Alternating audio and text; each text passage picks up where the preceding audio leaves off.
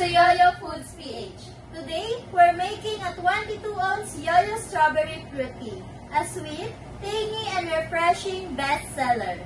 Made with Yoyo Jasmine Green Tea and Yoyo Strawberry Syrup, plus fun sinkers to enjoy with every sip.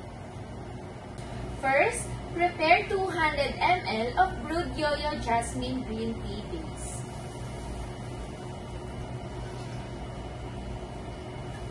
Next, add 50 ml of Yoyo Strawberry Syrup into a shaker with the tea. Add a scoop of ice. Then cover it and shake well.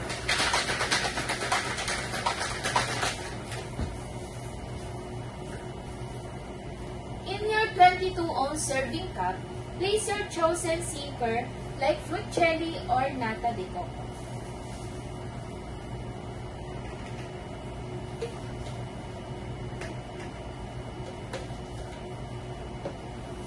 Finally, pour in your strawberry fruit tea.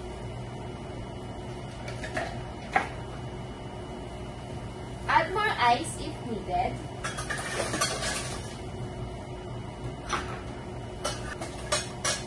And it's ready to serve. And that's it, your refreshing 22-ounce Yoyo Strawberry Fruit Tea. All ingredients are available at Yoyo Foods PH.